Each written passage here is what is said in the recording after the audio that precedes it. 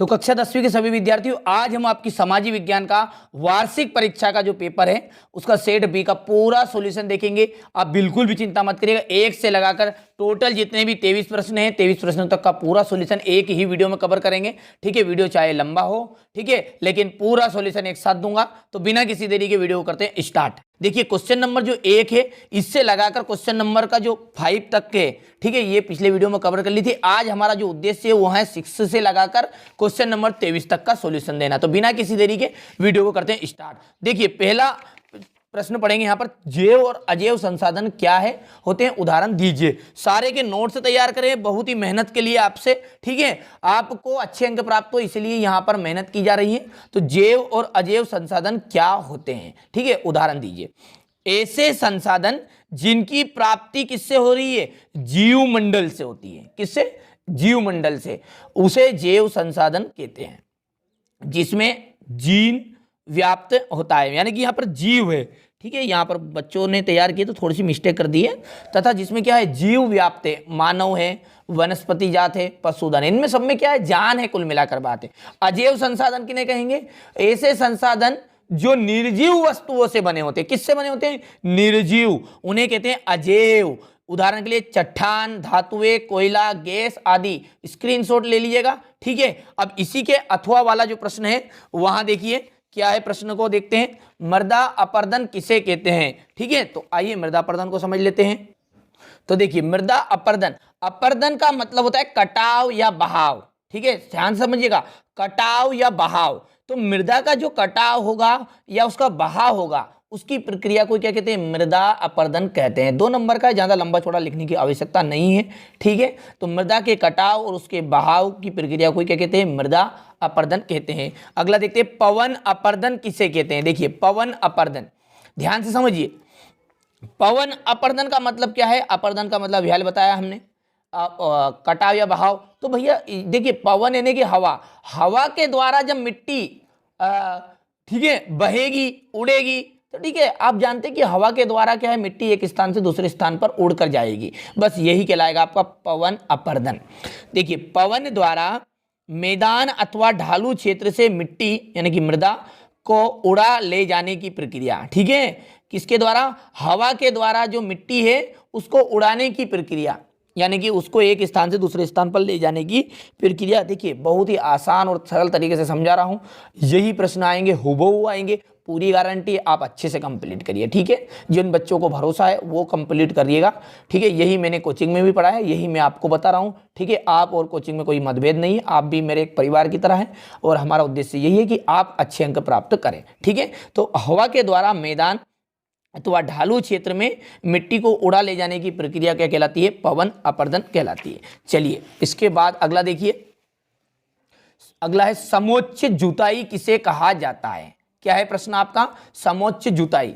देखिए समोच्च जुताई का मतलब क्या है, जो ढाल वालू क्षेत्र होते हैं ना, ठीक है, उन पर कैसे बताऊं आपको, यहाँ पर देखिए थोड़ा सा यहाँ पर समझ लेते हैं, ठीक है। ये आपके ढाल है, जैसे कोई भी एक जमीन है वो इस तरह की है, ठीक है, जैसे यहाँ पर है, ठीक है, ये इस तरह की जमीन है ढालू, तो इन पर क्या करेंगे, खेती इस तरह से खेती करेंगे, इस तरह से,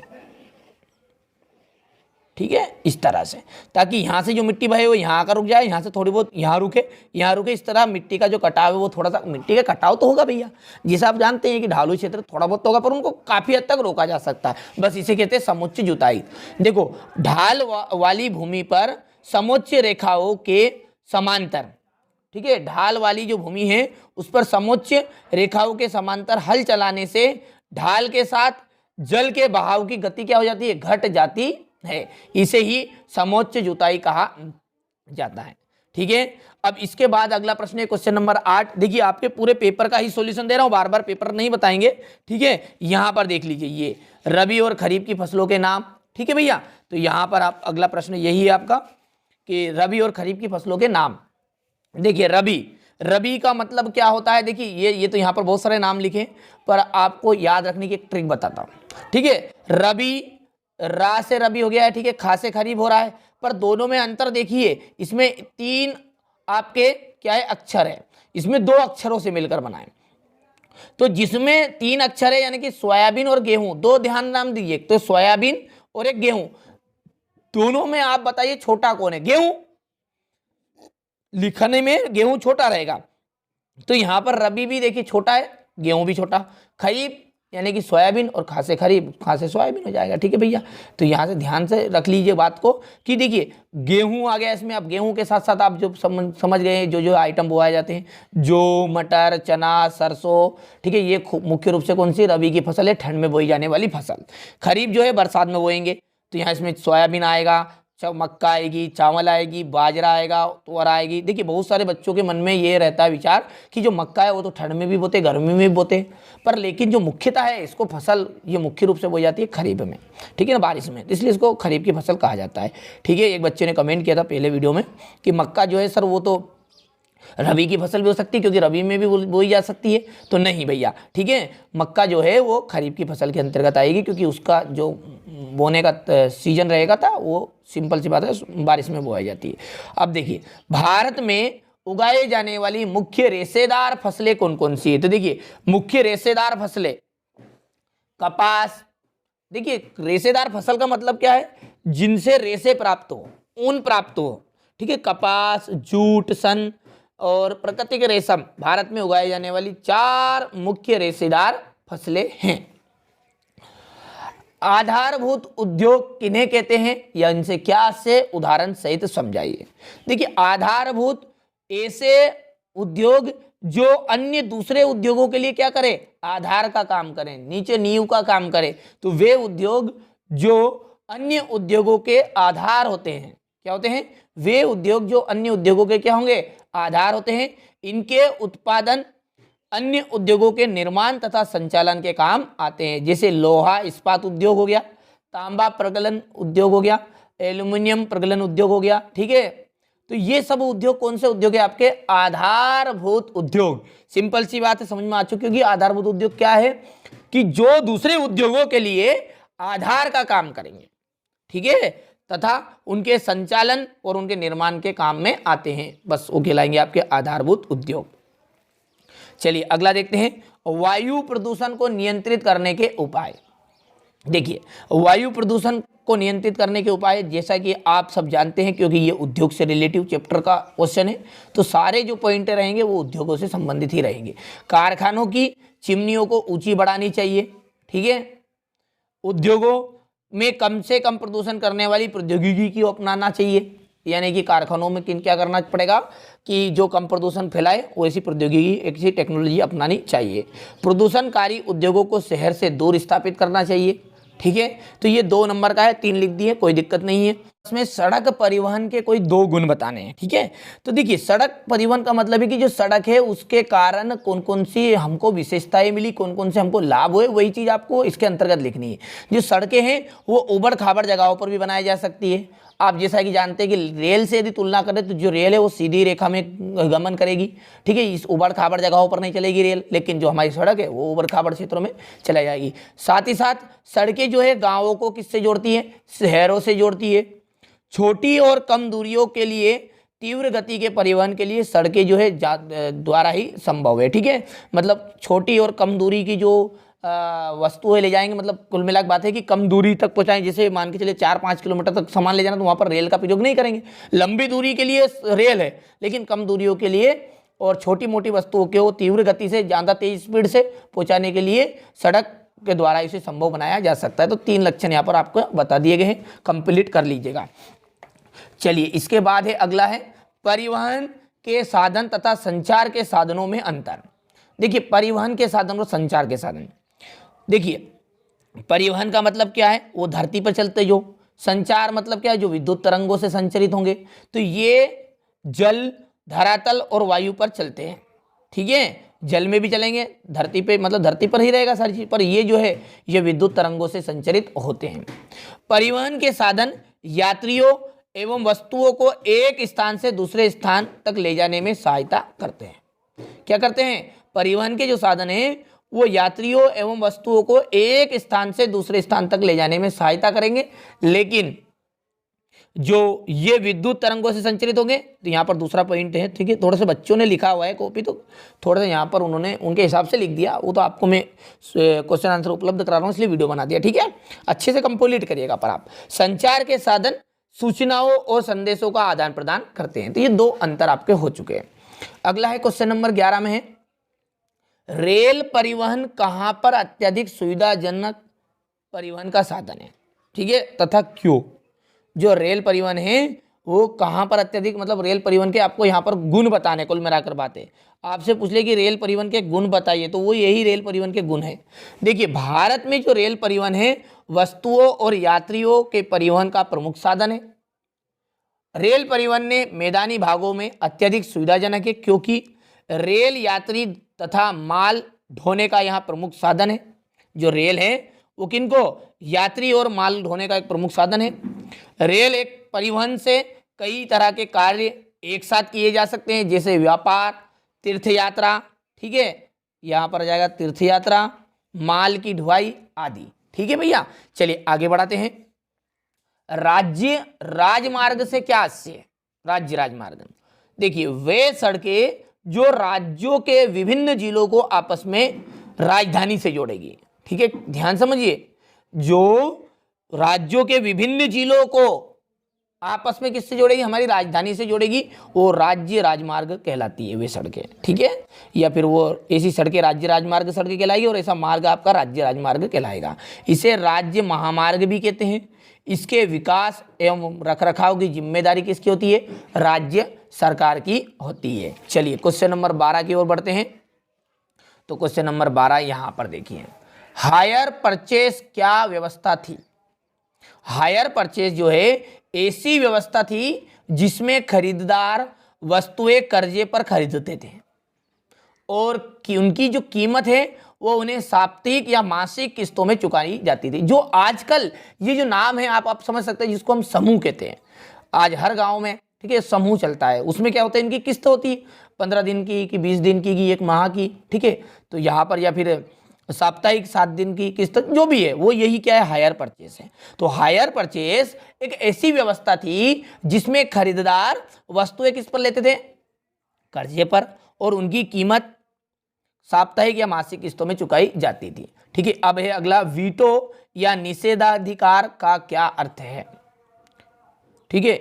वीटो या निषेधाधिकार के सहारे एक ही सदस्य की असहमति किसी भी प्रस्ताव को खारिज करने का आधार बन जाती है, ठीक है। मैं थोड़ा सा जल्दी कर रहा हूं ताकि वीडियो लंबा ना बने, ठीक है। सॉल्यूशन उपलब्ध कराना मेरा मुख्य उद्देश्य है, साथ में थोड़ा बहुत एक्सप्लेन कर दूं ताकि आपको याद करने में कठिनाई नहीं होगी। यही पेपर में आएगा, फिर बोल दूं, ठीक है। जाबर कौन थे, जाबर क्या थे, मिस्त्री थे, सरदार थे। इन्हें अलग अलग इलाकों में सरदार या मिस्त्री आदि भी कहते थे। उद्योगपति जो होते हैं वो नए मजदूरों की भर्ती करने के लिए एक जाबर रखते थे। जैसे मान लिया मुझे कर्मचारी की जरूरत है, मजदूरों की जरूरत है, तो क्या मालिक जो है, कंपनी का मालिक, वो हर एक मजदूरों की सिलेक्शन करेगा क्या, ठीक है। तो वो कुछ ऐसे व्यक्तियों को रखेगा जो उनको, ठीक है, सारी चीज़ें सुविधाएं दे दे, यानी कि बाहर से जो मजदूर आए उन सबका इंटरव्यू ले ले, ये वगैरह वगैरह काम। तो इन्हें अलग अलग इलाकों में सरदार या मिस्त्री आदि भी कहते थे। उद्योगपति नए मजदूरों की भर्ती के लिए प्रायः एक जाबर रखते थे। कितने जाबर, एक जाबर। जाबर कोई भी पुराना और विश्वस्त कर्मचारी होता था। जाबर कैसे था, मतलब कोई भी जो पुराना कर्मचारी, जो उसका विश्वास के लायक कर्मचारी तो था, उसी बता लगाते थे, नहीं तो वरना पता चलेगी ऐसे फर्जी आदमी को रख ले, ठीक है, कंपनी को बर्बाद कर दे। औद्योगिक उत्पादन से क्या आशय, नाम में ही लग रहा है औद्योगिक उत्पादन का मतलब है पैदावार करना। अब किसमें, जब हम औद्योगिक उत्पादन की बात करते हैं तो हमारा आशय होता है फैक्ट्रियों में होने वाले उत्पादन से। यानी आप इसको परिभाषा के रूप में और अच्छे से एक्सप्लेन करना चाहते हैं, इसे लिख दीजिएगा कि ऐसा उत्पादन जो उद्योगों या फैक्ट्रियों में उत्पादित किया जाता है, ऐसा उत्पादन, ठीक है। या फिर जब कोई भी वस्तु, देखिए अब आप इस परिभाषा को ऐसा लिखिएगा, जब कोई भी वस्तुओं को फैक्ट्रियों या उद्योगों में उत्पादित किया जाता है या बनाया जाता है तो उसे, ऐसे उत्पादन को हम औद्योगिक उत्पादन कहते हैं। कुल मिला के बात सारांश यही कि फैक्ट्रियों में जो भी सामान बनेंगी, वस्तुएं बनेंगी, वो कहलाएगी आपकी औद्योगिक उत्पादन। चलिए क्वेश्चन नंबर 14 की बात करते हैं। चेकबुक या गुटका से क्या आशय है। देखिए चेकबुक पॉकेट बुक के आकार की किताबों के लिए इस्तेमाल किया जाता है। पॉकेट के साथ, ठीक है, मान के चलिए जैसे यहाँ पर ये ये आपका कवर है मोबाइल का, ठीक है, ये मोबाइल का कवर है। तो इतनी बड़ी जो आपकी यहाँ पर देखिए, जैसे मैं इसको बता ही देता हूँ आपको, यहाँ पर इस तरह का इतनी बड़ी जो बुक रहती है, ये चेक बुक है, ठीक है, ये इतना सा, ठीक है, ये। तो ये चेक बुक पॉकेट बुक के आकार की किताबों के लिए इस्तेमाल किया जाने वाला शब्द है। इन्हें आमतौर पर फेरी वाले बेचते थे। ये 16वीं सदी में की मुद्रण क्रांति के समय बहुत ही ज्यादा लोकप्रिय थी। अगला है कंपोजिटर व गेली क्या है? छपाई के लिए इबारत कंपोज करने वाला व्यक्ति, ठीक है, जो छपाई करने वाला व्यक्ति था वो कहलाता था कंपोजिटर, ठीक है भैया। और जिन धातुओं के फ्रेम पर जिसमें टाइप बिछाकर इबारत की जाती थी, मतलब कुल मिला के बात है जिस पर टाइप की जाती थी, जैसे पेज है, ये पेज तो हो गया आपका गेली, लेकिन जो कंपोजिटर है, अभी ये जो व्यक्ति इसको छापता था वो कहलाता था कंपोजिटर, ठीक है, समझ में आ रहा है। पर ये क्या है, अभी पेज के ऊपर नहीं होती थी, धातु पेन पे की जाती थी पहले, ठीक है, पहले इतिहास हिस्ट्री के बारे में बात हो रही यहाँ पर। चलिए क्वेश्चन नंबर 15 देखते हैं। मुद्रण की सबसे पहली तकनीक कहाँ और कैसे विकसित हुई? मुद्रण की सबसे पहली तकनीक चीन, जापान और कोरिया में विकसित हुई। कहां पर हुई? चीन में, जापान में, कोरिया में। यहां छपाई हाथ से होती थी। तकरीबन 594 ईस्वी से चीन में स्याही लगे काट के ब्लॉक या तख्ती पर कागज को रगड़कर किताबें छापी जाने लगी थी। चूंकि पतले छिद्रित कागज ये दोनों तरफ छिपाई करना संभव नहीं था, इसलिए पारंपरिक चीनी किताब एकार्डियन शैली के किनारों को मोड़ने के बाद सिलकर बनाई जाती थी, ठीक है, याद करिएगा, अच्छा प्रश्न है, ठीक है, यही पेपर में आने वाले हैं। गुटेनबर्ग कौन था? देखिए थोड़ा सा जल्दी कर रहे हैं ताकि मैंने बता दिया आपको, ताकि कम समय में मिल जाए, याद आप कर सकते हैं, बहुत ही सिंपल रहता है सोशल साइंस का याद करना, और मैंने सबसे सरल भाषा में बता रहा हूँ, ठीक है। पहली चीज़ जो लैंग्वेज है बहुत ही सरल है, आप एक या दो बार पढ़ोगे जिसमें कंप्लीट होगा, ठीक है। वो तो आप एक साथ पूरे प्रश्न देख रहे थे, एक साथ एक तो याद नहीं हो सकते, ठीक है, आप सब जानते हैं, पर मैं एक साथ आपको उपलब्ध करा रहा हूँ ताकि आप इन्हें अच्छे से कवर कर पाएंगे। गुटेनबर्ग के जो पिता है व्यापारी थे। गुटेनबर्ग कौन था? तो गुटेनबर्ग का जो पिता थे वो व्यापारी थे। वहाँ खेती की एक बड़ी रियासत में पल बढ़कर बड़ा हुआ। कौन? गुटेनबर्ग कौन था? मतलब ये इसका जो बचपन है, ठीक है, वो मशीनों को देखते देखते ही बीता। मतलब इसका पिताजी तो एक बड़े व्यापारी थे, वो खेती के एक बड़ी रियासत में पल बढ़कर बड़ा हुआ। कौन? गुटेनबर्ग। वहाँ बचपन से ही तेल और जैतून पेरने की मशीनें देखता आता था। बाद में उसने पत्थर पर पॉलिश करने की कला सीखी, ठीक है। जब कंपनी का उद्योगों को देखते देखता है तो कंपनी ही खोलेगा भैया, ठीक है, अब किसान का बेटा किसान ही करेगा फिर वो तो, ठीक है। उसने पत्थर पर पॉलिश करने की कला सीखी, फिर सुनारी, और अंत में उसने शीशे को इच्छित आकृतियों में गढ़ने की महारत भी हासिल की। तो ठीक है, फिर से पढ़ देते हैं यहाँ से। गुटेनबर्ग के जो पिता थे वो व्यापारी थे। वहाँ खेती की एक बड़ी रियासत में पल बढ़कर बड़ा हुआ। वहाँ बचपन से ही तेल और जैतून पेरने की मशीनें देखता आता था। बाद में उसने पत्थर पर पॉलिश करने की कला सीखी, फिर सुनारी, और अंत में उसने शीशे को इच्छित आकृति में गढ़ने की महारत हासिल की, ठीक है। और अपने ज्ञान और अनुभव का उपयोग कर उसने अपने नए आविष्कार में किया, ठीक है, उसने नए नए तरह के आविष्कार किए। चलिए अगला देखते हैं। प्राथमिक, द्वितीयक और तृतीयक क्षेत्र का एक एक उदाहरण देखना है, ठीक है। मछली पालन जो है प्राथमिक क्षेत्र का उदाहरण है, जो खेती बाड़ी से संबंधित है, ठीक है। कृषि करना भी आपका प्राथमिक क्षेत्र होता है। द्वितीयक क्षेत्र आएगा गन्ने से चीनी लाना, यानी उद्योग से संबंधित। तृतीयक क्षेत्र जो है संचार वाला मैटर हो गया, ठीक है। चलिए इसी के अथवा में सेवा क्षेत्र क्या है? देखिए वहां क्षेत्र जिसकी गतिविधियां प्राथमिक और द्वितीयक क्षेत्र से भिन्न होती है, जो वस्तुओं का उत्पादन नहीं करता बल्कि उत्पादन होने वाली वस्तुओं की प्रक्रियाओं में सहयोग करेगा, ऐसी गतिविधियां तृतीयक क्षेत्र कहलाएगी। यानी कि कुल मिला के बात यह, ध्यान समझिए इसका मतलब क्या है। मतलब यह है कि प्राथमिक में देखिए यहां पर देख लिखा हुआ है, प्राथमिक में है मछली पालन। जैसे अब मछली पालन यानी खेती बाड़ी की, जैसे मान लिया गन्ना उगाना आपका प्राथमिक हो गया। गन्ने से चीनी बनाना उद्योगों में बनी तो वो द्वितीयक आ गया। अब तृतीयक में क्या आएगा, उसकी सेवा, मार्केट में जो बिजनेस लेवल की जो काम होंगे वो तृतीयक क्षेत्र के अंतर्गत होंगे।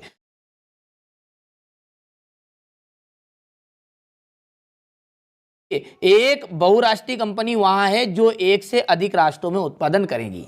ठीक है, बहुराष्ट्रीय का मतलब क्या है, वे कंपनियां जो एक से अधिक राष्ट्रों में अपने वस्तुओं का उत्पादन करती है, अपनी सेवाओं को देती है। ठीक है, वे कंपनियां बड़े पैमाने पर उत्पादन करेगी और उत्पादित वस्तुओं को अनेक राष्ट्रों में बेचेगी। ऐसी कंपनियां आपकी बहुराष्ट्रीय कंपनियां कहलाएगी। ठीक है, अगला है वैश्वीकरण से किस उपभोक्ता वर्ग को लाभ हुआ। ठीक है, तो शिक्षित, कुशल और संपन्न लोगों ने वैश्वीकरण से नए नए अवसरों का सर्वोत्तम उपयोग किया है। ठीक है, तो ये आपके 17 क्वेश्चन अभी तक पूरे हो चुके। क्वेश्चन नंबर 18 में दिया गया है, भारत में जैव विविधता को कम करने वाले कारकों को बताइए। देखिए, जैव विविधता का मतलब यह है कि पेड़ पौधे और जीव जंतुओं की संख्या, दो चीज इसमें, एक तो पेड़ पौधे भी आ गए और सारे जीव जंतु आ गए, तो इनकी कमी आ रही है। इसको कारक बताने कौन कौन से कारणों से इनमें कमी आ रही है कुल मिलाकर। तो पहला है, जंगलों में आग लगने के कारण जंगल का एक बड़ा हिस्सा नष्ट हुआ है। सड़क मार्ग, रेल मार्ग आदि के निर्माण के कारण भी वन नष्ट हुआ है। पशुओं की खाल, मांस एवं हड्डियों के लिए जीवों का शिकार किया गया, जिससे कई जीव लुप्त हो गए हैं। ठीक है, जैसा कि मैंने बताया कि पेड़ पौधे और जीव जंतु दोनों मिलकर जैव विविधता कहलाएंगे। तो आप थोड़े से पॉइंट पौधे के लिख दिए यहाँ पर, पेड़ पौधों के, और थोड़े से जीव जंतु के। ठीक है, इसके बाद अगला प्रश्न देखिए, वन जो है पर्यावरण का एक महत्वपूर्ण अंग है, इस कथन को स्पष्ट कीजिए। तो देखो, वनों एवं पर्यावरण में घनिष्ठ संबंध है, अतः यहाँ निम्न तथ्यों से स्पष्ट है। नंबर 1 आपको देखने को मिलेगा, वन वायुमंडल को शुद्ध करते हैं। किसको? वायुमंडल को। और वायु प्रदूषण को भी क्या करते हैं? कम करते हैं। वन वायुमंडल को ऑक्सीजन प्रदान करते हैं। ठीक है, जो हमें वनों से लाभ है वही चीज हमें यहाँ पर बतानी है। इसके बाद अगला देखिए, वन जो है जलवायु को सम बनाए रखते हैं। वन जल के बहाव को रोकते हैं, जिससे भूमि का कटाव भी रुक जाता है। अब इसके बाद क्वेश्चन नंबर 19 से देखिए यहाँ से। ठीक है, क्वेश्चन नंबर 19 से आपके जो प्रश्न हैं वो 3 अंक के क्वेश्चन नंबर 18 से शुरू हो गए हैं। अब ये संघीय शासन व्यवस्था किस प्रकार गठित होती है। ठीक है, तो आप इनका अच्छे से स्क्रीनशॉट ले लीजिए और पढ़ लीजिएगा। ठीक है, लॉन्ग क्वेश्चन है, बहुत बड़े वीडियो बनेंगे वरना। ठीक है, आप तो अच्छे से कंप्लीट करिएगा, यही प्रश्न आपके एग्जाम में आने वाले हैं। चलिए, इसके बाद देखिए एकात्मक शासन के दोष। ठीक है, इसके बाद यहाँ से क्वेश्चन नंबर ये 20, टोटल 23 प्रश्न हैं, और ये क्वेश्चन नंबर 20 का जो क्वेश्चन बचे हुए उसमें। अब अगला है, केंद्रीय बैंक से आप क्या समझते हैं? इसके प्रमुख कार्य संक्षेप में बताना है। तो यहां से देखिए स्क्रीनशॉट लीजिए इसका आंसर का। इसके बाद में यहां से, ठीक है, अब क्वेश्चन नंबर जो 21 है या इसका आंसर आप ढूंढ लीजिएगा। ठीक है, बच्चों ने नहीं लिखा है, यहाँ पर छूट गया। लौह और अलोह खनिज के बारे में बताइए। यहां से देखिए, अब क्वेश्चन नंबर 22 आपका बोल रहा है कि गांधी जी ने असहयोग आंदोलन वापस लेने का फैसला क्यों लिया।